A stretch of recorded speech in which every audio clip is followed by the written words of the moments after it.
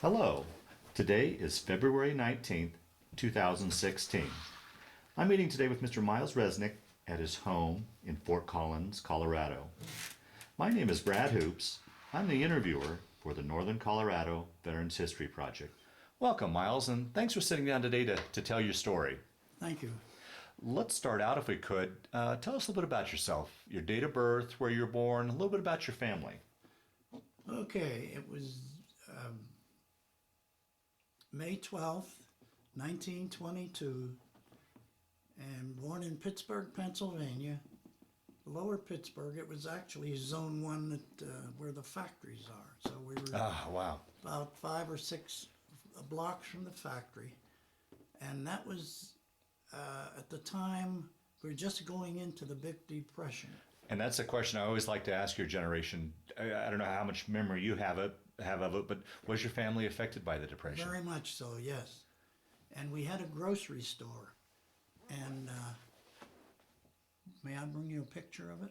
Well, why don't we record that afterwards? Okay, Yeah. okay, but it's right there. Anyway, at the time, our grocery store was in vogue.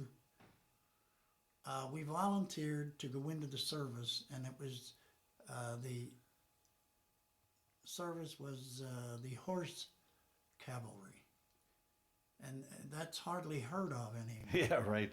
And in fact, it was so unheard of that in 6 weeks they changed the whole thing, and it became mechanized because you could not ride in the saddle and hold on to a radio and operate it at the same time. So now it's all mechanized equipment. And that's how Fort Riley, Kansas became my home. Well, so let's made quite a bit of a jump then. So you grew up then and went through the school system there in Pittsburgh. And Oh, yes. Graduated from high school. Yes, in fact, the high school, the grade school I attended, as soon as I got through with the 6th grade, they tore it down, put up a vocational school. And that later became the training for the college professor who became the coach of the soccer team, and my brother became a soccer player with a scholarship. So, and that's another question too. Siblings, how many siblings did Yeah, you? we had 3 girls and 3 boys. And where'd you fit in that order? I fit in, I was the second boy and the second boy, not the youngest, not the oldest, Okay. but in between. But at Okay. any rate, that was it. And you guys managed to make it through the Depression with the store inside. Yes, the store, and then as the Depression ended, people would come in and say, "Could you please give us a can of soup? And we can make a bowl of soup out of it." And so we were giving out groceries for free because people lost their jobs. They couldn't eat. They would go to the soup kitchen and try to get enough soup for the family, but they wouldn't give them. They'd say, "You bring them up here." And this kind of thing went on. But I mean, but were you able, as a family, able to Yes. do that and still survive yourself, though? Well, we were surviving. Yeah. And then we finally lost the property. We lost 3 houses, 2 garages, and the store. And people would come in and pay 50 cents, and my dad would save a quarter of it. So he had $200 after everything went under. And we found a house out in Wildwood, Pennsylvania, up above a coal mine.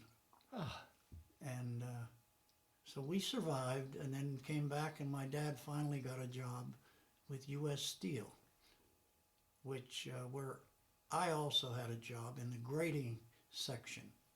And the gratings were the kind that would put in a submarine, and it's what you went up and down the stairs on, all metal.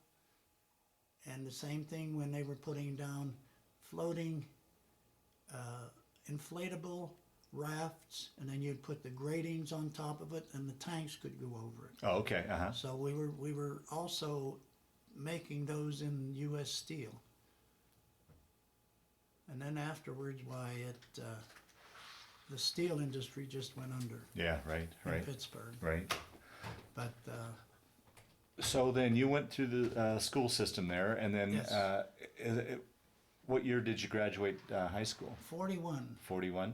yes. So right prior to, that'd be the spring of 41, so prior Yes. to the war. Right, and we were coming back in college on a Sunday night when they talked about Pearl Harbor. And the first question was, where's Pearl Harbor? Right, yeah, Everybody didn't know it. right. So, but and I could always tell you what we're going to have for supper because that was the time when the people were coming back to college. So they couldn't have a good menu. You had toasted cheese and tomato soup. Huh. And that was delicious. Yeah. Because, coming through the Depression. Yeah, and that. right.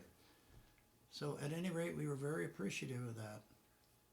But then when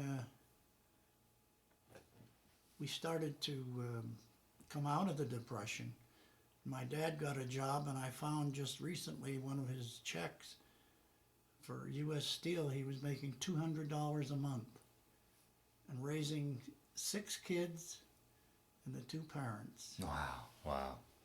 So it was kind of tight. Yeah. We learned, and I have one recipe that I always tell everybody about, and that's my mother would make a chicken, the whole chicken, and boil it and make soup out of it. Then she would take it out and stuff it, and then bake it. And that did double duty. Wow. I've never heard anybody else do that. Wow. So anyway, it worked out fine, and I was the first one in the family to go to college. And how did you manage to do that? I didn't expect to go to college. Yeah. I played basketball at Etna High School, which was across the street, across the river from Pittsburgh. And my coach said one day, Miles, I want to take you up to see a basketball game. I said, okay, coach. Clarence Metzger, I'll never forget him. He said, okay, we're going up and see a ball game. Next thing I know, he's talking to the coach. Well, what kind of guy is he? Well, he got good grades. Well, he's on the honor society. Yeah, he's, can you work with him? Try him. So he told me what to do and what to do. And I shot left-handed, right hand, and underhand, and all that. And next thing I know, I've got a scholarship. Oh. For grades and for basketball. Okay. So anyway, it was one of the best experiences of my life. And then what happened was I got my brother interested, and he had no idea of going to college. He's now gotten about 4 degrees, and we took him up to see a basketball game. And it just so happened the coach, Coach Burry, was the soccer coach at the vocational school where he attended. And he said, well, when we met the dean of admissions when we first got there, he said, Miles, you bring up a new student? I said, well, it'd be nice if he could go here. He said, well, why not? He said, well, I don't have the classes that we're supposed to have. He said, well, how many do you have? How many English? 2. Well, I need 2 more. So that summer, we took English. 2 classes, we got 2 Bs. Semester started in September. He was there as a special student. He was just there for one, the first year he wiped that special business out. So he did well enough to get there. And now he's buying businesses for the bank, and he's retired. He worked at Notre Dame and at South Bend. He was on the tramway commission with a guy named Ara Parsegian, Oh, wow. Father Hesberg, and Lucky Emil Reznik. He now has a fleet of homes or fleet of buildings with his name on them. Lucky Reznik. And I told him the only thing I ever had named after me was a latrine in the Philippines. So he got a kick out of that. Yeah. But we've been very close, Lucky and I. Yeah. And we're the last two. My wife just died about a month ago. Oh, I'm sorry to hear that. And but she's the first one in our immediate family to die. So now Tom is left, and I'm left, and my younger son is Scott, who's over in Berlin, working for the McKinsey company, the one that the Clintons were in on. And Chelsea was getting a six-figure salary, but I told him not to wait till his father got to be president before he would get a good job like that. So, Well, let's get back to your story then. Okay. So you're in college. Pearl Harbor's bomb. When you heard about that, what was going through your mind in regards to, boy, am I going to get pulled into this thing, or what? yeah, well, we were going to be, I was a chemistry major at the time, so I was deferred. Okay. And so was Bob Miller, who was a math major. We were the only two in the college who were not going into the service.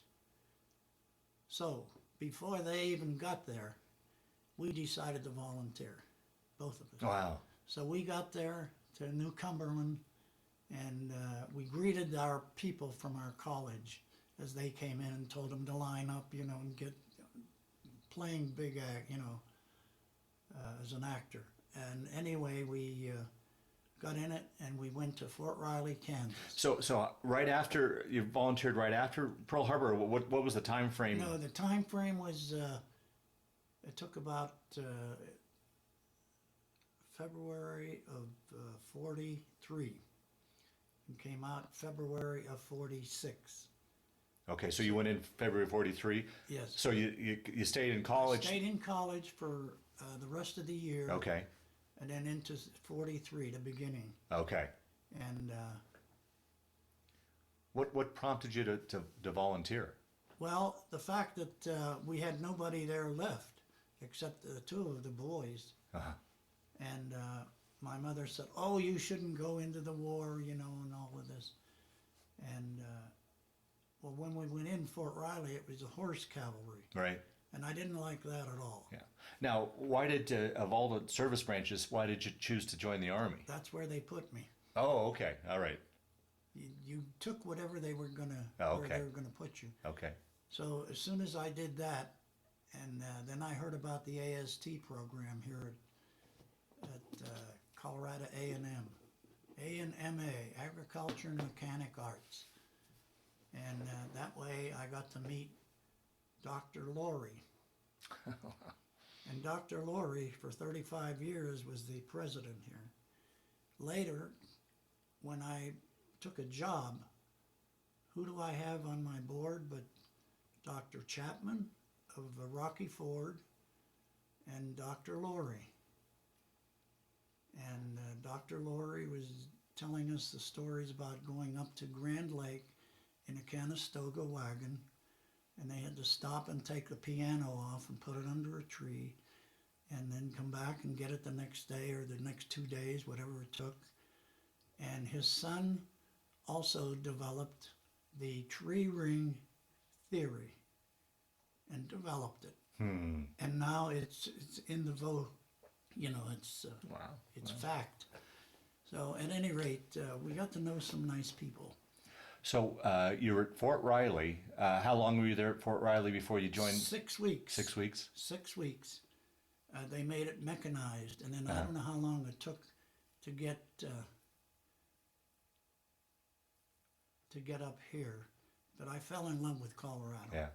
How was that transition for you, going from civilian life into military life? Was that much of a transition for you? Oh yeah. Yeah. Oh yeah, because and then what they did is they put us all 6 of us were in. We all did real well on the. Maybe we cheated, I don't know. But on the high-speed radio operating, and it wasn't just this. The key you would hit going vertically, the key on a high-speed thing went sideways, Oh. and you would hit it with your thumb and forefinger, and very fast. You had to go 35 words a minute with a pencil and by hand. So it was very fast, and we learned it very easily. I don't know why, but we did. And then when we got to CSU, or Aggies, they drafted our physics professor named Dr. Weber, and they took him to Washington to work on the Norden bomb site. Oh, wow.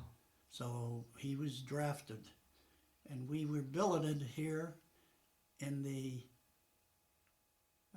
ballroom and bunk beds. You know, everybody had a bunk, either top or bottom, so it worked out fine. And we would run everywhere. You didn't know mark time or anything like that. You were going. And then after this, then they put us back, our year was up, and they put us back into the 94th Infantry, and that was for Leonard Wood. And that was when they asked me to be a bartender. Yeah, tell that story. That's a great story. Well, the colonel came to me and said, "We have a problem. I wish you could help us with it." I said, "I'll do what I can, sir." He said, "You're Mr. Clean, aren't you?" I said, "Well, that's what they call me." Because you didn't drink or smoke. No, I didn't drink or smoke. Yeah. So naturally, I would assign to give out these cigarette and beer rations. When somebody would go on leave, I would keep their beer or their rations. So it wasn't very good for me, but it was great for the black market. Yeah, right. And we had one guy who was losing weight fast because he had to be up on a plateau and radio back what he saw down below, and he saw the Japanese and how many and what kind of equipment they had, on and on. And you'd have to get up and get out of there in 30 seconds because the Japanese had the triangulation method, and they could focus on you and they would know where you are. Right. However, one thing that saved us is they didn't shoot the way we do with our mortars. Our mortars will shoot short, long, and then in between. Theirs, they shoot short, a little longer, and it might take 10 to get up to where you are. So we would have enough time, but we got out of there in a hurry. Well, let's get back to your Mr. Clean story. Okay, well, that was Mr. Clean, and we took on the officers club. And of course, the officers would come in and say, "Well, I have a problem," and with it came this guy who was losing weight, and they didn't know what to get him to eat. So I said, "You got any eggs?" "No." "Can we get some?" I said, "Well, let me do some checking." I found some farmer who would sell a couple of chickens to us, a couple of hens, laying hens. So I got black market, got 2 hens, and of course it caused all kinds of trouble because the officers wanted the eggs because you didn't get fresh eggs. You had, I don't know whether you're familiar with the K rations. Yeah, yeah. Okay, we were having K rations. So the officers were ordering me to give them the eggs. I said, "Certainly, soon as you bring me a note from the colonel telling me to give you the eggs." Okay, so they went and talked to the colonel, and you could hear him chewing them out, just royally. "Who do you think you are?" You know, on and on. But at the end of that 1 month, they had made $432, which was the first time they made any profit. I don't know what they were doing before, but then I decided, after that 30-day pass, Well, that was your reward for. that was my reward Yeah. for doing being the bartender. And it really wasn't that difficult. It was just, the drunks would cry, and the other ones, the fighters, were the ones I can lick anybody in the house. And you had to just be careful, and I'd call the MPs if there was any trouble. The colonel said, "Well, you handled that pretty well. Would you like to have a permanent job here?" I said, "Well, I don't think so, sir. but maybe I should have taken it. I don't know. But at any rate, I decided to try for the paratroops. Well, sorry to keep interrupting you, but I think there's a very important side story to that 30-day pass. Yes. You went home, right? I went home. And I got engaged. yeah, so let's backtrack that. How did you and V meet? And yeah. I keep telling everybody that we met in a bathtub full of water, but she was in the basement of one of our friends, and she was bobbing for apples, is what it was, and I pushed her in. And I keep telling everybody that she got even by marrying me. And she enjoyed the teasing, but she was a wonderful gal. Yeah. Just terrific. And it worked out just real well. And we went, after the war, we went back and finished my degree. Well, yeah, we'll get to that, but Okay. let's go back up to, so you went home on this 30-day leave. Pass, got engaged. Tell the story of... at the park. Yeah. And we got the ring, got it on her. We went and sat in the park and watched the Niagara Falls. Beautiful. And I was kissing her, and the policeman raps on the window with his stick. You two married? Nope, we engaged. That's fine. Congratulations. Get out of the park. So you got kicked out for necking in the park. Kicked out for necking. No, we weren't petting or Yeah, right, yeah. And but at any rate, we enjoyed telling that to everybody. They said of all places that you should be allowed to neck would be a place like that. Yeah. And then later she worked at Bell Aircraft. Yeah. In Niagara Falls. So you guys got engaged with the uncertainty of what you would be. Were you able to? Did you guys set a date, or it was just an open-ended? No, it was an open-ended. We wanted. Yeah. I said I want to finish my degree, and then I found out that I could go to Denver University that September, and I could go to Yale or one of the big schools a year from then. They couldn't take me right away. They just had too many. So this was part of the Army training then? Yes. And and then it was a GI Bill, yeah. Well, no, but so you guys got engaged after that 30-day leave, then you went back to... I went back to the service. In the paratroops. So at that point you decided to join the paratroopers, yes, right? And that's what I told her at the time. She said, well, that's fine, but the war was almost over, so... Yeah. Well, yeah, but you didn't really know that. No, we didn't know that at that time. So why the paratroopers? How did that? Well, I had talked to several people who were in the paratroops, 101st and in training and so forth, and they said if you ever want a guy with a rifle to be next to you, and you know he'll be there, you join the paratroops. Wow. And that's how it turned out. If you ever wanted backup, you would have it. You wouldn't even have to ask for it. But we were taught, and I always told these guys at school, if they want to see what a paratrooper does, get a band of brothers. Yeah, right, yeah. And then some of them wrote back to me and said that they did get that, and they said, wow, you really had to go through it. I said, well, your life was depending on it. So, and the funny part was that one where he had donuts and coffee. Yeah, we'll get to that story when we get to the Philippines. So you went. So then I take it you went down to Georgia for paratrooper training. Yes.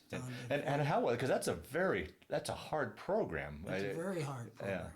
Yeah. And how was that for you? Well, it wiped out about I'd say 40% of the people. Right.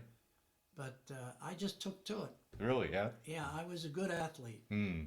And you learn how to fall, and you learn how to cross your legs when you're coming down in a tree. You learn how not to mess with the knife that was in the collar, and because it was a push-button knife, and you could cut your throat, and a lot of people did, not seriously, but you know. And but we were well trained. and you were running everywhere, Right, right, double time. right, right. So Prior to that, going off to paratrooper training, had you ever been up in an airplane before? no, Wow. no. And then I became a jump master after you got your 6 jumps. Yeah. Then you had to help kick them out of the plane, and you know that Uh-huh. their knuckles would get white holding onto the door because you're looking out there.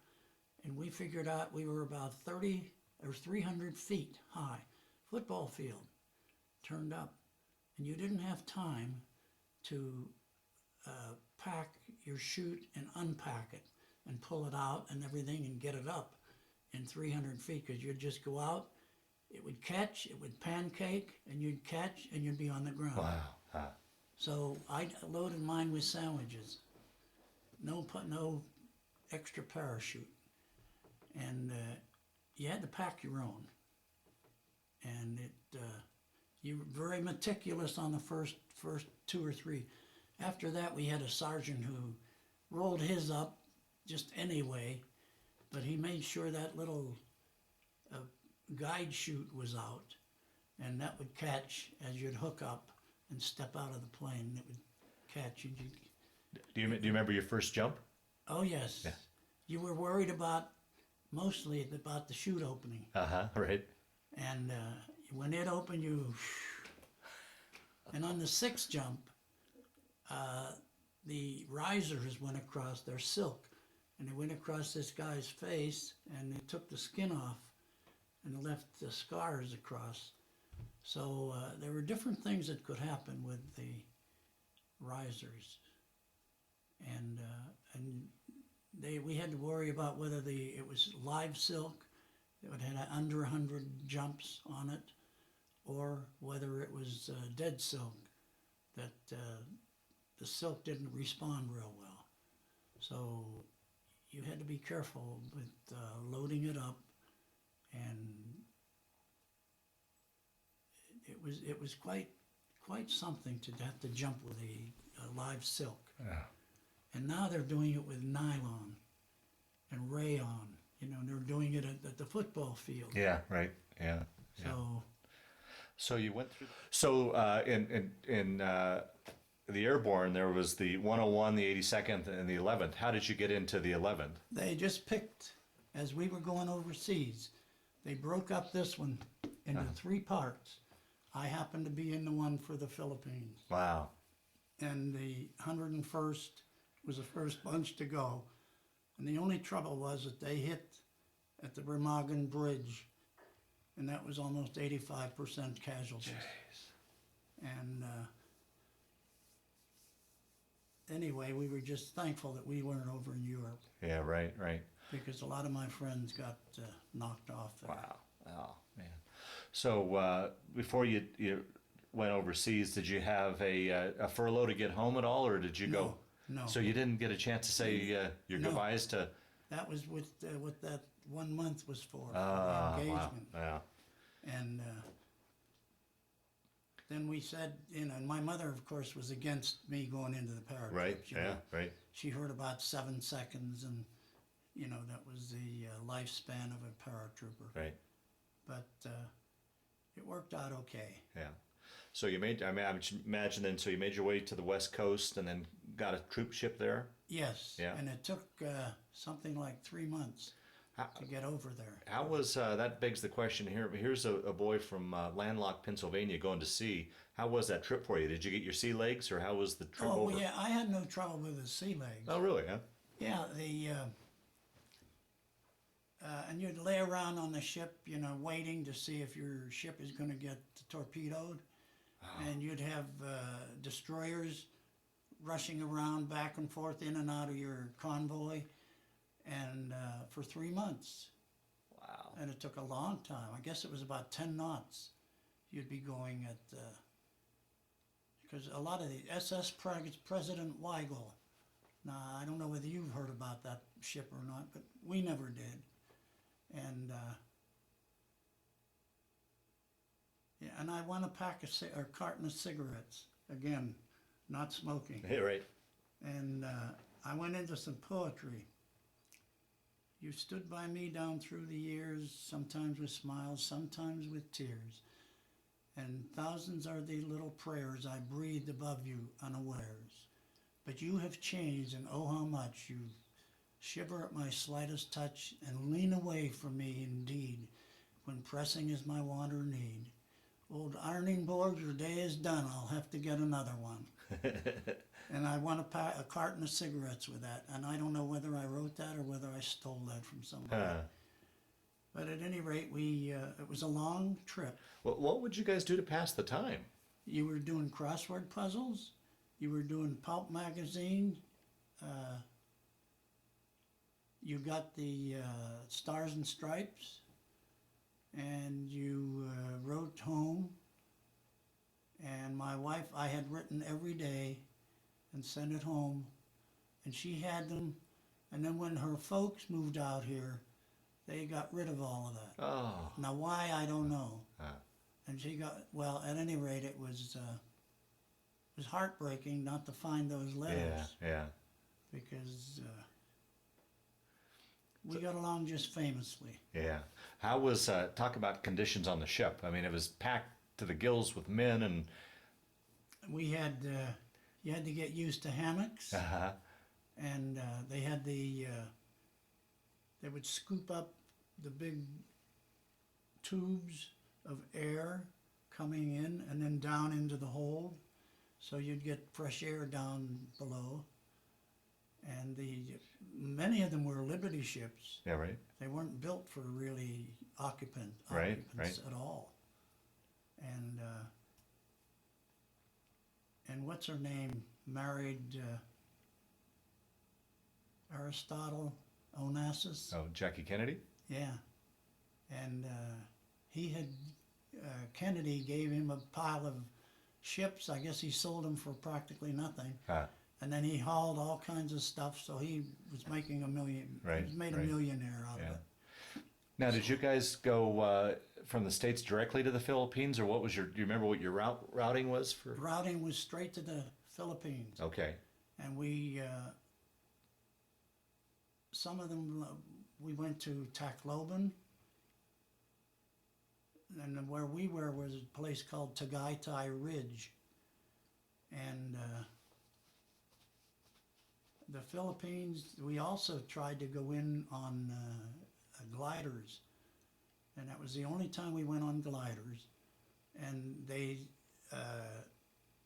you have to have a motorized plane to pull one of those, and all it was plywood. I wasn't Jeez. aware of this, but then they turned too soon and landed on some plates that you usually lay down, you know, and that becomes the runway. And the plates were stacked up, and it just tore the bottom out of the plane, out of the glider. And if it had been any higher, I think we might have lost some legs. But it wasn't very nice. But the Philippines, and then when we got ready to move to Okinawa, So, when you were in the Philippines, had the Philippines been liberated, or were you part of the liberation? we were part of the liberation. Well, before we get to Okinawa, let's get to let's. Well, the Philippines, and we were there and had to go into Manila and clean that up, and but we weren't there that long, and we weren't there early enough to be included as part of the campaign for the Philippines. Okay. And then by that time, we hadn't even gotten settled real well. I'd say 3 or 4 months, and then we were heading for Okinawa. What was? Can you describe what you saw in Manila? I heard that was one of the most destroyed cities in all the war. Oh, it was. They had leveled it because they had artillery, and they had mortars that were. The Japanese had big mortars, and they had one that was, I would say, 8-inch mortar across, and of course we all had those 81s in the 60s, but that big one was scary because when the bombs hit, They don't hit up like artillery does. They hit out like a mushroom. And they were scary. But what was worse even than that was the flamethrowers. Mm. And the Japanese just hated those. Just hated them. Mm. So anyway, they... What was it like? I mean, here you're halfway around the world in this exotic country, in this exotic land. It must have been, once again, I keep going back to this boy from Pittsburgh. Yes. You know. Well, the building across from the palace, right across the street, was called the Daiichi building, and it was as modern as anything you'd find, except the toilets were in the floor, and you just had to squat. Mm-hmm. So that was the Japanese way, and that was, MacArthur was on the second floor, and we were on the third floor. Oh, really? Yeah, the same place. And we were in the honor guard. Oh, wow. You had to be 6 feet tall, Right. and so forth. And then when they were in the surrender on the Missouri. Oh no, you're in Japan now. I'm still back in the Philippines. Okay, Yeah, the yeah, Philippines. We got our stuff together, put our duffel bags all lined up, and so forth. We went back to get our duffel bags. They were all gone. I found a picture of my wife on half a sheet of paper. That and a tie with Was all? 8846 on it was my number, and that's what I found. That was all that you found? All of the boots, extra boots we had, the clothing, they stole them, and then they'd sell them on the black market. Oh, wow. They were so desperate for money Yeah. that we didn't get anything. We had to get reissued everything, underwear, you know, and if you've been wearing underwear 2 or 3 days, you want to get out of those. Yeah. So, and then the food was terrible. The K rations Mm-hmm. were lousy. And on Okinawa, then when we landed there, Well, in the Philippines, what kind of were you involved in fighting there, or were you mop up, or what was? mop up. Okay. Mop up. Okay. And that's where we had other patrols going. But again, the patrols were at night, and you could hear people hitting tin pans and so forth to scare people off. Oh. And the Philippines, you didn't know who was on your side. Right. Yeah, that had to be. How could you ever let your guard down? You couldn't. Yeah. And what they did was say signs and cosigns. We would say "Arf goes Sandy," and the way it would come back would be "Uff goes Sunday," and you wouldn't get a good "Arf." Ah. So it would be, you could tell who was Japanese and who wasn't. Uh-huh. So you would shy away from them. And if you were on a routine combat mission, you just go out and shoot everything up. But if you're on a reconnaissance mission, you have to avoid all that. Mm. And at night, sometimes, you know, you can't do it because there's a lot of jungle in the Philippines. And the Philippine people were not just poor, but very poor. And they would steal stuff from you.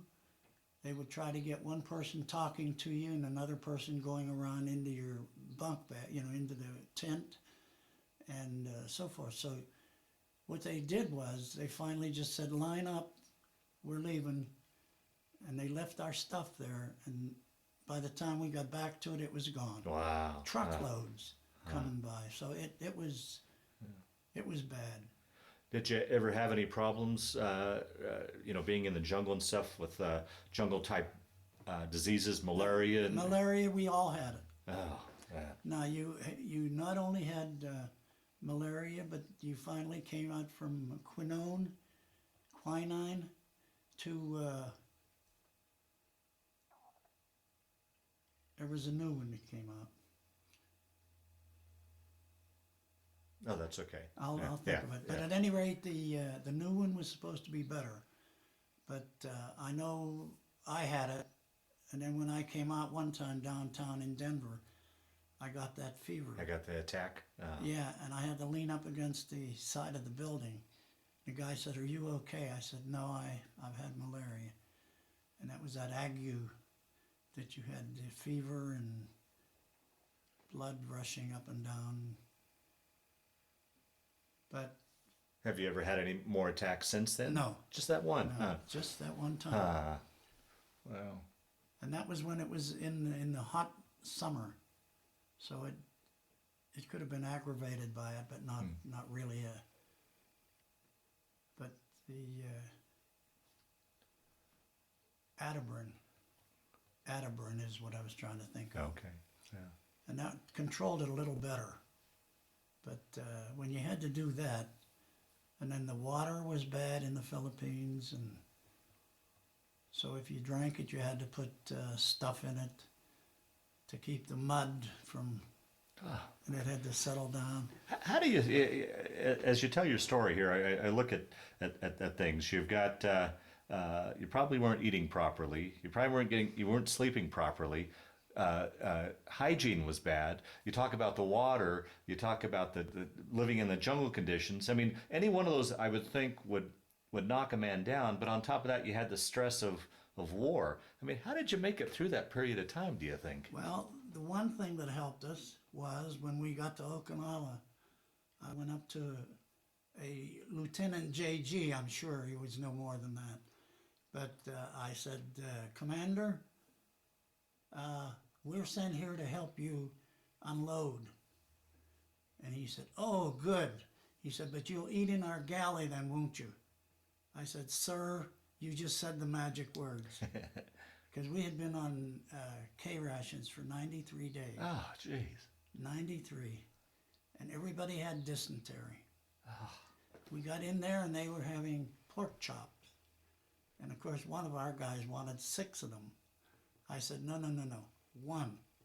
You eat one and you eat it slowly. Because if they ate it too fast, it'd come back up. Yeah. So anyway, that started us. And as soon as we did that, boy, we started getting volunteers everywhere to help them. And the Navy always had good food. So from the Philippines, then you got transferred to Okinawa. Yes. Was that B-29s. you flew over in B-29s? Yes. Really? Yes. Wow. And of course, coming from DC-3s, Yeah. C-47s, Yeah. it big difference. Oh yeah, absolutely. Yeah. And then we landed. There was one plane that didn't make it, and that one guy had an M1 that went right through him. Oh. It was vicious, but it was one plane out of about 200 that didn't get through it. But at any rate, the Okinawa, every place was booby-trapped. So we couldn't go looking in caves for souvenirs. Oh, so by this time, the battle was over at Okinawa. Once again, you were there as a Yes. mop-up type? Okay, Yeah, okay. and then what was left, you had a lot of mines Right. set and booby traps. And one place I went in, I started in, and then I heard the bugle blowing for lunch. So I figured lunch was better than going in there. Later on, I found out that place was booby trapped too. So it was revealing, I'll tell you. And then in Japan, in Okinawa, we were getting ready to jump on Japan. As part of the invasion? At part of the invasion, Oh, yes. jeez. Before they sent the Nagasaki and Hiroshima. And we were going to jump on Atsugi airstrip. And it didn't have to happen. It would have been a suicide mission, Well, wouldn't it? and the reason it would have been a suicide mission was that where our jump zones were, we had 6 different jump zones, but every one of them had been turned into a rice paddy. And you try to run in a rice paddy, one machine gun would have wiped us out. So we were just delighted when we heard that Nagasaki and Hiroshima. And we got to see it, and we were not allowed to fly over it. It was a restricted area. But we got to see the one near the river. and I don't remember whether that's Nagasaki or Hiroshima. But then in Japan, Could you comprehend when they said, "Oh, these two big bombs have been dropped"? Could you No, comprehend what no. these things were? no, until we saw it. Yeah. And then it looked like that game called Jack Straws, just laying all over, trees just laying flat. And there was one big building, not big, but I understand it was a post office, but it was reinforced concrete, had rebars in it and so forth. That's the only thing, but it was completely gutted, Gee. completely gutted. Well, I know there's through the years there's always been controversy as to whether we should have dropped the bombs or not. But I'm assuming that. I mean, you and I wouldn't be talking today if they No, hadn't. Yeah. That's right. Yeah. That's right. They were, and what we didn't like was that the Japanese could do triangulation methods to get at you. Mm-hmm. And so we had to have 30 seconds was the most we could have to send the message. So we would send a message and then pack up our radios that we had. One guy would be the turner and the other guy would be the one sending the message. And then we would get the heck out of there. So unfortunately they didn't come and get us, but So that was your specialty in the paratroopers. You were in communications. yes, Okay. communications company. Okay. And high speed. And what they did was when we were having trouble, our messages were being picked up. They went to what was the Indians in Navajo, Oh, right. Uh huh. and they used the Navajo language, and they never did pick that up. Yeah. Right. They never Yeah. did. Yeah. So we were delighted with that. And then in Japan, I've got a copy of the surrender. Yeah. So you were in Okinawa, preparing for the invasion. The bombs are dropped, and then so from Okinawa you went on to the Japanese mainland. Yes, Then? Okay. to Atsugi Airstrip. It was just a small airstrip, but Atsugi, and underneath it there was 30 some miles of mandarin oranges and electric suits that you wore in an airplane for high altitude, and you'd plug them in, but none of them fit us. They were too small Oh, right. for the Japanese, you know. And the first thing they wanted, our gang wanted, was some whiskey and beer. So we went into town in a Jeep, and it was just like a cartoon. You went in there and they put all the women in the corner and formed a circle around them. They're not gonna give up. And I thought, now what would I do if I wanted to get that? So I took some Japanese money out and I threw it on the table and I hollered whiskey and beer. And it was like a cartoon, zoom, zoom, zoom, zoom, zoom, zoom, zoom. And beer on the table, you could hardly hold it. So we took it back to camp and distributed it. And of course to the officers first. Yeah. So anyway, and by the way, the officers, we wouldn't get $50 for jumping. You'd get an extra 15 for the NCOs. And for the officers, it was 25. And then they'd match it and then send it home.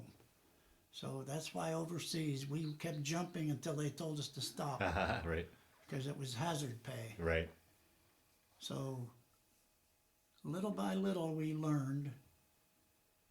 And then when we started checking with people when they'd come home, some of them didn't come home and we were wondering what happened. My fraternity father was killed in a B-29, or in a B-17. So in Europe, they really got it. And we... Well, how long? So then, after the war, VJ Day is announced. You guys were. I'm assuming there was occupation. Yes. How much? How long then? 5 months. You were there another 5 months before you had enough points to come home. Yes, 63. Yeah. And what surprised me was every day I would go, my houseboy would come and he would have a little aluminum box and he would have his rice, and sometimes he'd have grasshoppers in it or whatever he would be eating. And he said, "You like?" And I said, "Let me taste them." And I said, "It tasted like nuts." Huh. The dried grasshoppers, Huh. which surprised me Yeah. really. And I would go back and get seconds in my mess kit, and I'd give it to him. He would take it home and cut up every piece of meat, even if it's a little one, and hot dogs, anything. And then when I got ready to come home, he brought his whole family, 16 with him. Wow. And one of them was a guy with a long beard, you know, and he wore a top hat. And then the rest of the family, 16 people altogether that they were feeding. So we were keeping them alive. Wow. Wow. Would, outside of like your houseboy, would you have much interaction with the Japanese civilians at all? No, they would start bowing, and then they would catch themselves. And they would realize they're not supposed to be bowing because the emperor was not holy. Mm-hmm. And so then they would bow down, and then they would start fixing their shoes or their sandals because they would be embarrassed. But I have to give the Air Force credit. They bombed up to the palace, but never hit the palace. Right. Never hit it.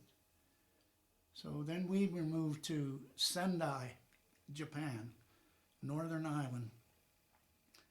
And one of our guys was operating the forklift.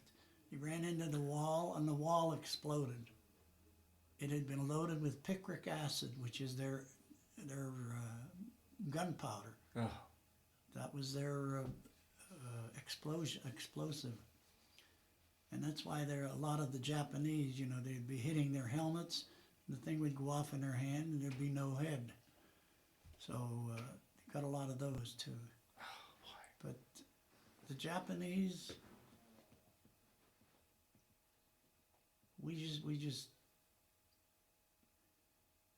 there was a joke going around. The way you want to get to be a millionaire is you surrender to the Americans, and they would put you through school and do everything else for you and make you a millionaire. But it was just a joke, but it was kind of a sick joke. Now, you had mentioned you were chosen for the Honor Guard during this time period. Talk a little bit about that and how that came about. Okay, they went through and they lined us all up and said, okay, how tall are you? I said, 6 feet. He said, good, step up. And pretty soon we had all of our people. They said, you are in the Honor Guard. And they said, you're going to be accompanying the general. Now, we thought we were going to be on the same ship and everything else, but no. There were just too many. And we were in the ship next to, and I can't for the life of me remember what the name of it was, but it was next to the Missouri. And wow. You could see everything. It were hanging from all parts of the ship we were on. And you could see they were signing the papers, and they would announce the Japanese will do this, and now you can allow them to sign the papers, and the colonel will sign for this and so forth. So it worked out real well, and when MacArthur said he was going to come back to Manila, I don't know, there were rumors that he owned property in Manila, but you could never tell that. But then he got in it with the president. Truman. Yeah. With Truman, yeah. So while in Japan then, you were in the Honor Guard. Did you ever have a chance to meet MacArthur? Or Well, we were next to him, let's put it that way. Yeah. We had to be there, on board some of those where he came on the beaches and so forth. And the 11th Airborne was usually around there as a guard, not necessarily an honor guard, but, with weapons. We were a light infantry. And one time in the Philippines, they decided that after they had bombarded with the artillery, they wanted to have a light infantry go in there. And if we had gone in, we'd have been slaughtered. And because you got to have the heavy stuff to try to dig them out. Yeah. And that's when the flamethrowers came into their own. But no, some of the judgments I question, but it wasn't from MacArthur, it was from some of the lesser officers. But other than that, we did all right. Yeah. Now, you had mentioned that you and B rode each other every day. As you were hopping all over the place, was Mayo keeping up with you? How was that? No. No. You'd get something that would be maybe 2 weeks old, and then next day you'd get something that was 3 weeks old. So they, whenever they could, they would distribute the mail. And if they couldn't get it to anybody, they'd say, does anybody know these people? And if you did, why, they'd say, take this and send it. And they would let you send it. But, and I got one for my brother, which was, he was supposed to be over in Europe with Patton in the tanks. That's another story. He's blind in one eye. He was blind in one eye, born that way. And when he got in, he told the guys in line, now look, I want to get in here, and I'm blind in one eye. Now when I have to read the chart, you tell me what it says. So they did. He got through. Wow. He got through. He cheated his way in. And he was in the Battle of the Bulge. Boy, your poor mother with one son in Europe, one in Europe, or And then in my Pacific. younger brother, after we came back, after the war was over, he said, I don't know what to do. I said, why don't you join the Army? I said, go in the Navy. Navy's always got good food. Yeah. So he said, I think I will. So he went down and he enlisted. He was in for 6 months. He came out, he's a veteran. Never had to go to war. So he's the one that has now about 5 different degrees. Okay, And he works with Airborne. yeah. And I told him to tell Airborne that he was on my hate list because he turned 75. He went out and shot a 75 on the golf course. So I told him automatically he's on my hate list. So we had a lot of fun with him. Yeah. And he and Father Hesburgh and Lucky, the three of them go and they have to support their transportation, and they have been with Notre Dame, and he's been very lucky. Yeah. Well, let's get back to your story. So Okay. you're part of the occupation forces in Japan. You Yes. finally get enough points, and you come home. I assume to transport ship back home, or how'd Yeah, you we get back started back, and that was on the President Weigel. And by the time we got to Japan, our whole superstructure was gone up on top. from Part of typhoon? storm, Oh, northern I heard. storms. And we got to Hawaii, had to get a new ship, and came on home and landed at, not Fresno, but anyway, in California, and got on a train. How was it being back in the States? That must have been a great feeling to be back home. And First thing we did, we got off, we got a glass of milk, whole milk, oh, right, yeah. whole milk, not powdered. Donuts, real donuts, not. So anyway, it Well, was, speaking of, I'm sorry to keep jumping back and Oh, forth, it's but fine. speaking of donuts, we need to go back to the Philippines and the Salvation. Salvation Army. At night, Yeah. this is what happened at night. And, excuse me. So when we told him what happened, he was just all apologies. Well, tell the story to Okay, the. well, he was, we were walking along, and somebody said, Sarge, how many do we have in our patrol? I said, 14. He said, I counted 15. Oh boy. I said, oh boy. I said, hit it. So he hit the rifle butt. We all lay down. And when you lay down, I mean you lay down flat, because you're going to be having Browning automatic machine guns shooting. And I said, wait a minute, hold it. Put a light on him. So they put a light on him, and here he is walking along, just humming to himself. You know, we heard something going on. We couldn't tell what it was. And finally we got him aside, and everybody took a chance at chewing at him, telling him what he was about. He could have been shot. Well, didn't you say he looked like he had a Yeah, flamethrower? well, he had a tank on his back, Yeah, just like the flamethrower Yeah. do. And then I thought it was a hose, yeah. but it was a cane, like a stick, and donuts on it. And the container was coffee, right? Yeah, it was coffee Yeah. and coffee and donuts.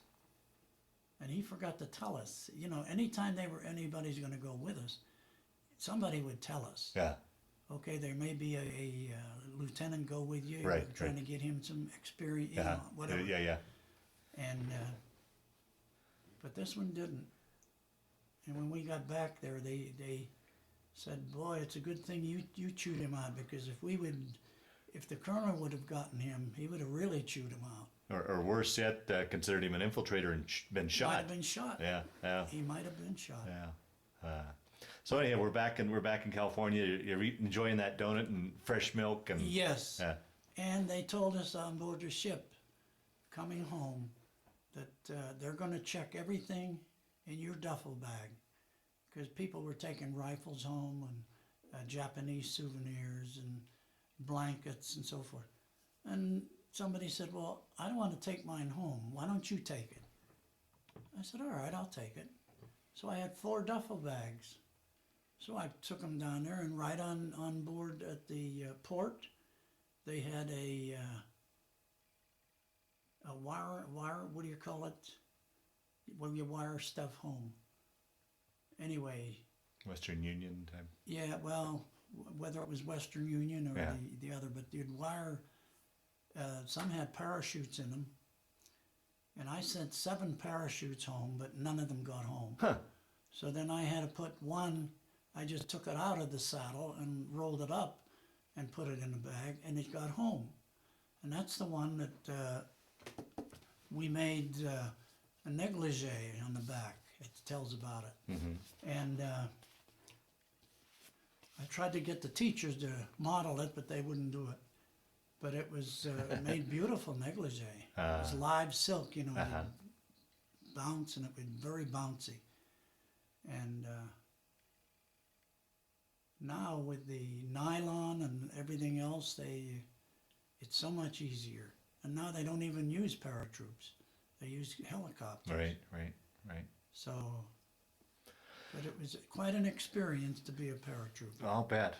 So then you took the train. Were you discharged here in California, or you just discharged back We home? were discharged, in California. Okay. And you could take a train or you could take a plane. And of course, at the time, the plane was just Yeah. exorbitant. So we took the train, made it home. One guy said, "I'm heading for Chicago." He said, "I live in the Loop." I said, "Okay."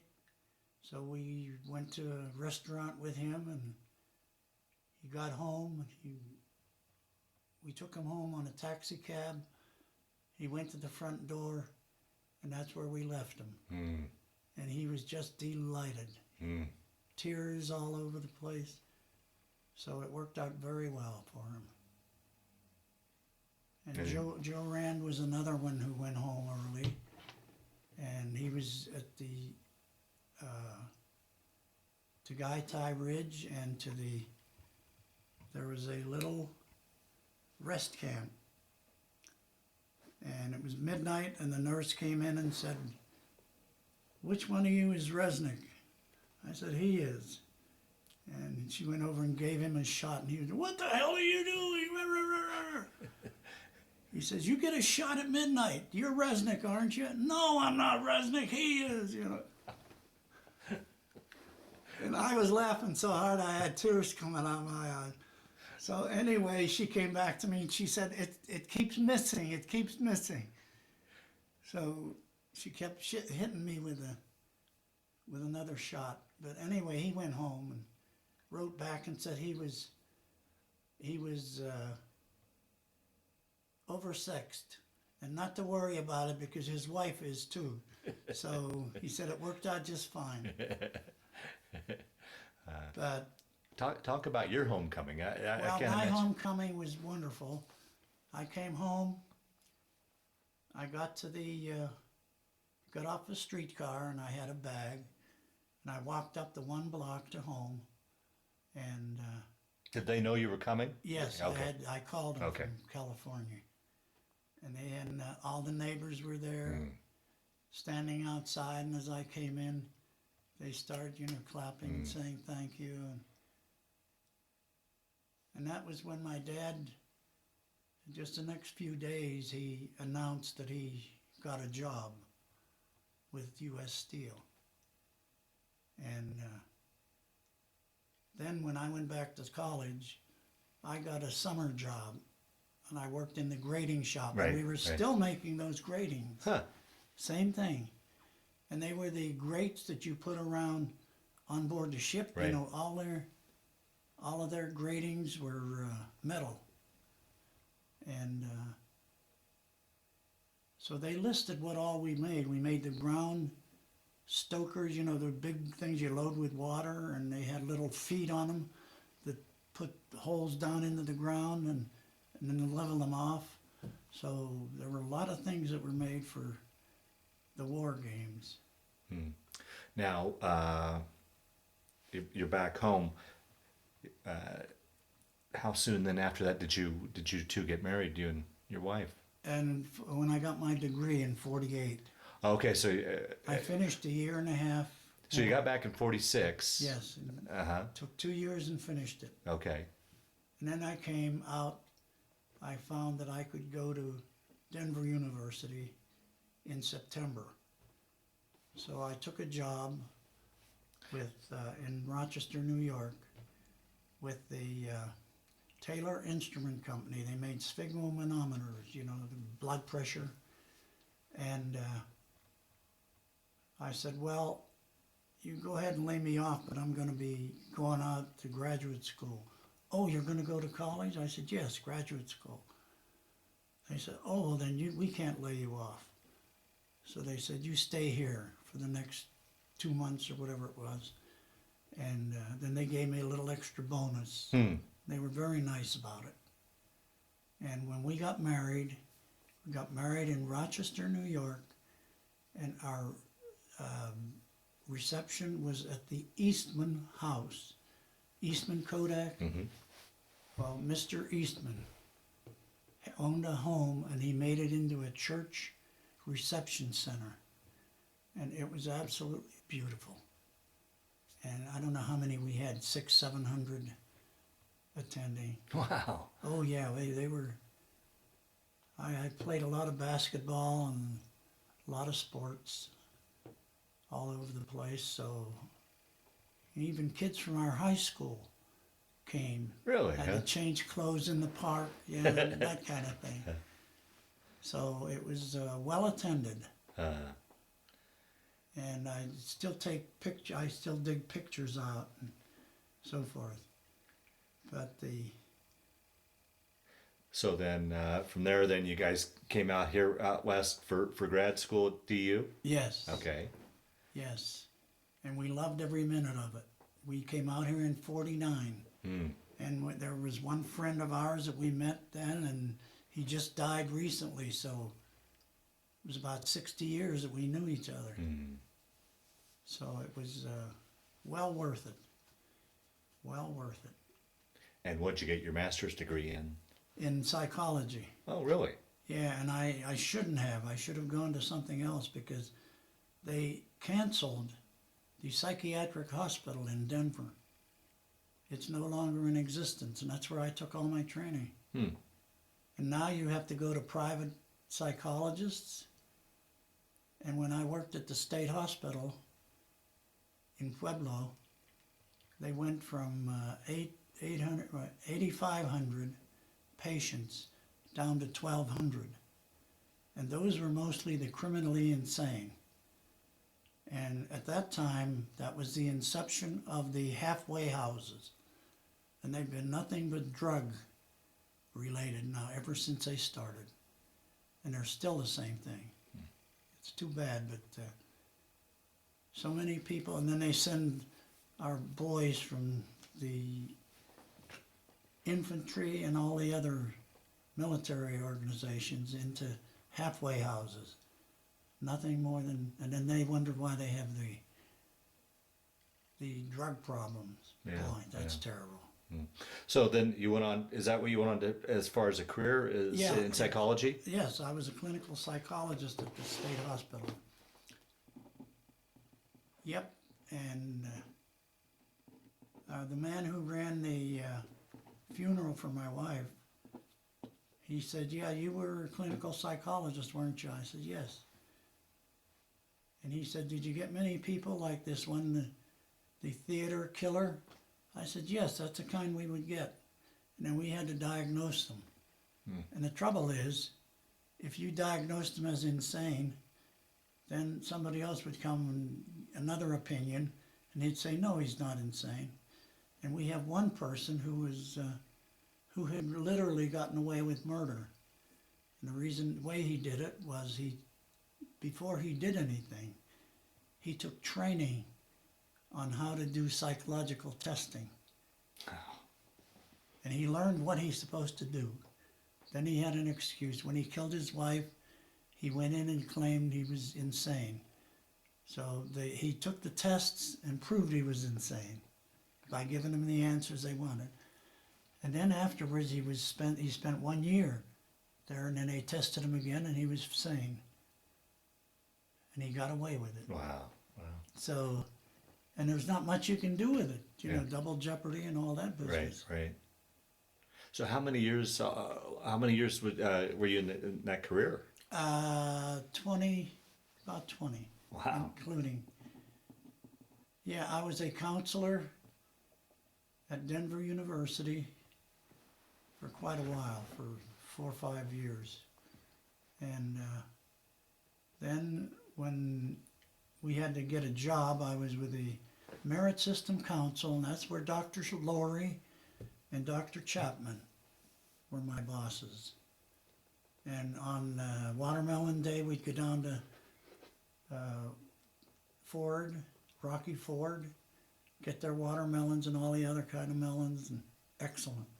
And Dr. Laurie would tell us these stories about coming out here in the West. Wow. So he was quite a character. 35 years, and that's the most any president was for a long time. I don't know whether there's others now that have been in a position for longer than that. So now is that what brought you up here to Fort Collins? then? Yes. Yeah. And Well, this was where the Fort Collins ASTP was, okay. Army Specialized Right. Training. Uh-huh. And I fell in love with it, and I told my wife. Back there, we had to get the doctor at midnight to come in and get her some adrenaline, because she had asthma and pretty badly. So that when we came out here to Denver University, her health improved considerably. Yeah, right. Yeah. So it worked out just beautifully. Yeah. Okay. So we were delighted with it. And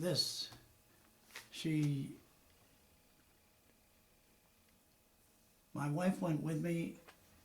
Well, let me finish the story about Dick Frost. When she found out that he was there, Veronica Benjamin and her husband took us. He was working for the railroad, and we got on the ski train and went up to Winter Park with the 31 tunnels. And when we were up there, I wore this sweater that my wife knitted for me. And one guy came over and offered us $250. He said, "I'll give it to you right now if you want it." Wow. For the sweater and, tassel cap and mittens and socks. And I said, "No, I'd have one angry wife for the rest of my life." And he said, "No, you better not do it." So he said, "But that offer will still stay open no matter when." So I've still got the sweater, and Is I wear that it. right? And this was the last time I wore it. Was with her, and it was with That was for this last Christmas. So she died rather suddenly. Yeah. But she was 91 and we'd been married 67 years. So the doctor said, you two have been very fortunate. He said, now I know people who have died. I said, well, my sister died at 49. She was a heavy smoker. And we had, I think, 4 or 5 like that. My one brother that I told you was blind in one eye, he also had cancer, but he would not stop smoking. And when he died, every organ in his body had tumors on it. So he didn't have a chance. But, yeah, he was with Patton. He was a tank commander and was in on the big push. Right, right. So married 67 years. Yeah. You said two sons? 2 sons. Grandchildren, great-grandchildren? Yes. 4 grandchildren and 2 great-grandchildren. One is coming on now. In fact, any day will be the second one, but the first one's already here. So my wife did get to see her first grandchild, great-grandchild. Wow. So we were very fortunate. And the more we think about it, the more we're thankful that the Lord gave us a good marriage and a good wife. Yeah, yeah. Well. Through the years, did you ever keep in touch with any of the guys you served with? Was there any sort of reunions, anything like that?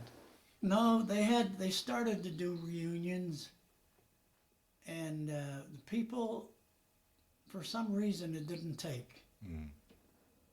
And as soon as you start reunion, then you're talking about you're halfway through school, partway here, partway there, and so forth. So you wanted to get closure. Yeah, sure. Yeah. And as soon as I got my degree, I wanted to get the master's and get that done. Right. And then we were going straight through and getting our PhD, but then they had stopped that. At the end of 3 years, they said, no, you got to get your master's first, and then you get a PhD. So I did the unfortunate thing of running out of money. I was approved for PhD work, so couldn't do it. But we had enough PhDs. Both her brother and her sister-in-law were married to James Edward Johnson, who was the laboratory director. And here at CSU, he worked for the Atomic Energy Commission. And his wife is still doing that now. She started talking to me about retiring, and I said, don't you dare. You're doing so much good with what you're doing, and you put your kids through school, and doing a wonderful job. And she has, they reenact a skiing thing up in the mountains because he was the first one to ski on this mountain. Wow. And there was a plaque up there for it. And he was a wonderful guy. He had lung cancer, a rare form of it, that they found, not interferon, but something newer than that, from down in Mexico. And they tried him on it, and it helped him to live 2 extra years. So they wrote him up in the American Medical Journal. So there are a lot of things that were going on at the same time. Yeah. And every year they go up to their cabin up near Gould. And so they have traditions. Oh, and then their son, Christopher, who worked with and performed with the Rockettes of New York. Okay, so he's a performer, and he did musicals at Christmas time, and now he still has contact with the Rockettes. And I said, now, are you going to try to marry one of these gals? He said, oh no, they're not after marriage, they're after a career. They don't want marriage. So anyway, it's working out fine. Yeah, yeah. So I'm delighted. I'm sure glad you wanted to know about this stuff. Yeah, yeah, it's very important. Did you ever have any problems? I guess the question I had asked earlier was how was that adjustment from civilian life into military life? How was it in reverse with you as far as everything you'd been through in the Pacific and the military, going from military life back to civilian life? Was that much of an adjustment? Did you ever have nightmares or anything yeah, like you had flashbacks. flashbacks? Because there was one time when we had a mortar attack, and some blood got all over me, and I thought I was hit, but I wasn't. It was somebody else's blood. And I didn't mind that. I didn't mind washing the clothes out. But, you had some incidental stuff, but nothing to worry about. But yeah, and then we had an airplane motor that came out in the Philippines. It came all the way down, and you're waiting for the bombs to hit. Boom. And the motor was shot out of the Japanese Zero. And the motor kept going and coming down. And we thought it was going to be like the Stukas and stuff. Yeah. It wasn't. But you, by and large, with all the death and destruction you saw over the year, you were able to put that behind you by and large? Or? Yeah, pretty much. Yeah, yeah. Pretty much. You just shake your head and say, boy, we went to war over that. You know, and you regretted some of it because you had to spend over 3 years. 3 years, Right. 4 days, and 10 hours. Away from home. Right. And then stuff like this, and the Dick Frost, Chuck Yeager, some of that stuff, and jumping out of airplanes.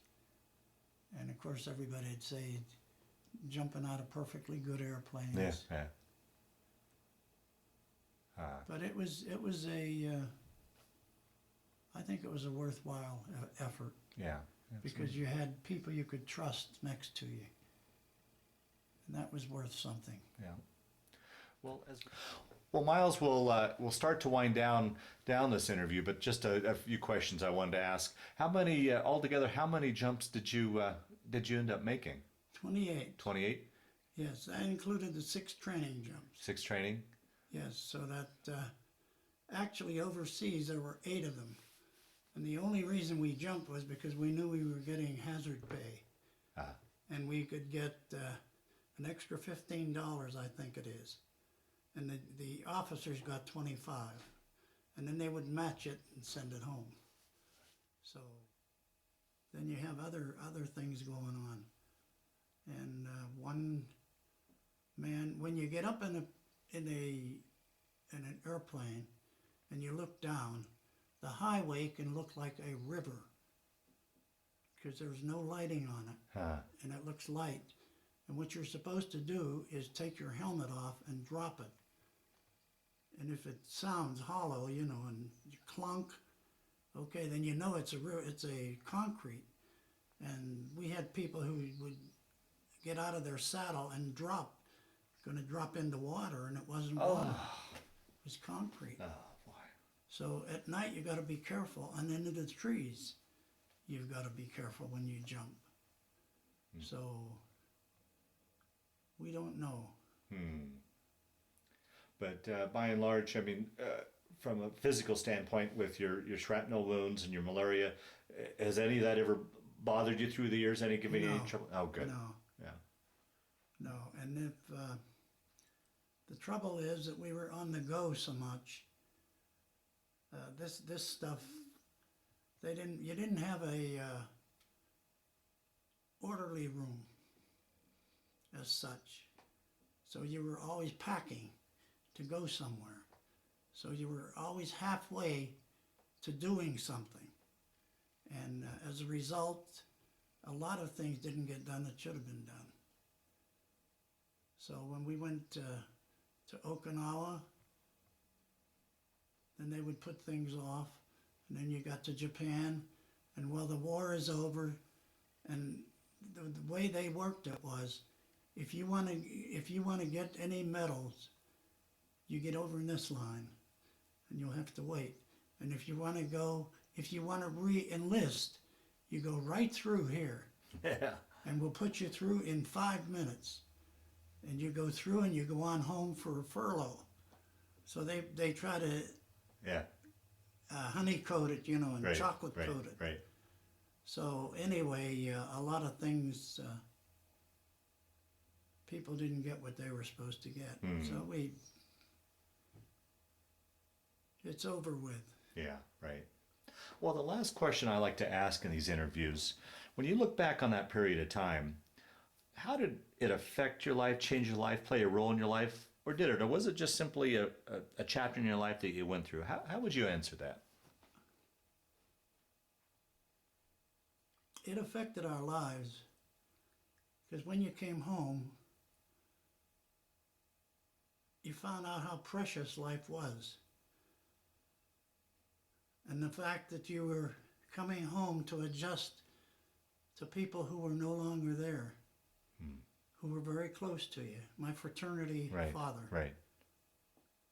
other guys in the service. And then you got a different bunch of people at the college that you have to adjust to. And then you don't take everything so seriously. Yeah. Did I don't know if your folks or your siblings or your wife ever talked about it, but did they see a different Miles come home than the one that left? Yes, Yeah. I was a lot more tolerant. Really? Yeah. A lot more tolerant, yeah.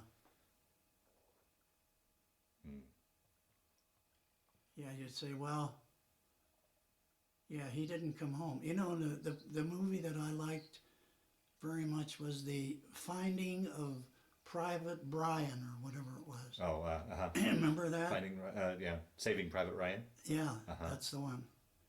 And very true. Several of the family get shot, and then he was saved.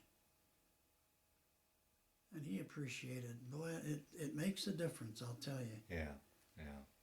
You don't worry about little things. You're always worried about money. Yeah, yeah.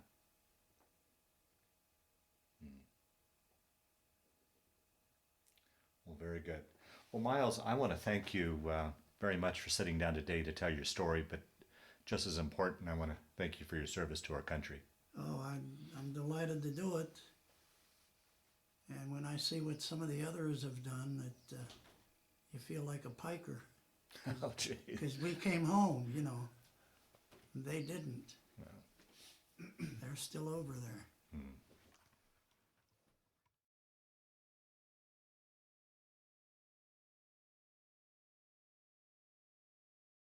There's a parachute on it, and you're not allowed to wear that unless you are a paratrooper. And on the back you have a set of wings. Oh, right, yeah. A small set, but they are the ones that go on the cap. And we have a big set that you give to your girlfriend. And then these are the stripes that I earned being a sergeant. And then what the beauty of it is in the barracks, when you have this kind of ranking, you get a room of your own and you're in charge of the barracks. And the red one, the Airborne, is the 11th Airborne training patch. And then there's the 11th Airborne set of wings and Airborne. And the 11th Airborne. And we talked for 4 years in a row of the same. Yeah, this is the jacket that goes with our jumpsuit. And it's the authentic one that I wore in World War II in the Philippines, Okinawa, and in Japan. Boy, it's in wonderful shape. Yeah, Short of a few... Well, somebody took it to school and somebody put a match in there and lit it, I guess. But it made it through. Yeah. Not bad. And then the You got a couple. I picked those up, one in the Philippines and one in Japan. I'll be darned. Very good. And this picture shows a student that Bolts. is putting on the jacket, the combat jacket, and the reason he's putting it on is because it wouldn't fit me anymore. It shrunk, apparently. And he was delighted to be able to do that. And the teachers were just very impressed with the negligee that was made out of the live silk. So this is when you would go and speak at Bolts Junior That's High? when we spoke at Bolts Junior High for 4 years in a row. So they must have enjoyed it because they all came up afterwards and wanted to talk to us. So we were delighted to do it.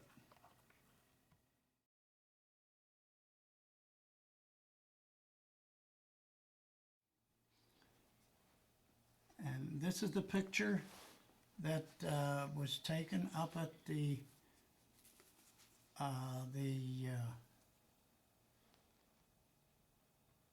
at Winter Park, and we were up there for the ice show and the, what do they call that?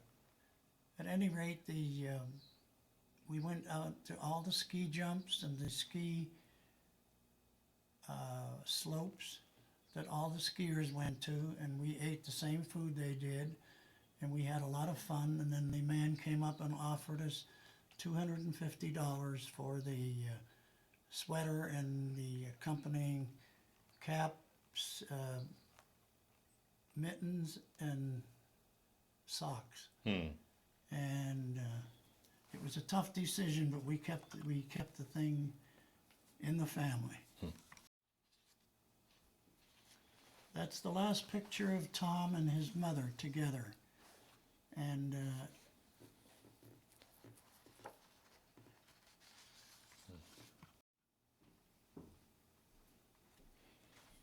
that's a picture of us in Hawaii. We were just getting ready to go on the submarine. And the Shirley on the left has claustrophobia, and she was worried about being on a submarine. But the portholes were not portholes, but the big windows in the submarine. So I think that took care of her claustrophobia. So she was a very good one, and that was the last time we were in Hawaii. And we enjoyed it thoroughly. That's our last picture together. And that was when I said goodbye, and I held her hand for 6 days before she passed away. And she just did a wonderful job, and she was 91, and we had been married 67 years. So it was, the doctor said how fortunate we were, and we certainly were. The good Lord gave me a good wife. Wow, wonderful. That's how it all starts. That's a picture of great-grandpa and great-grandson Lucas Thomas. So we're very proud of him, and his last name is Nira, N-I-R-A. And Lucas is an active boy. He's wonderful. These are our 4 granddaughters: Christy, Heather, Jenny, and Katie. And 2 of them are married, Christy and Katie.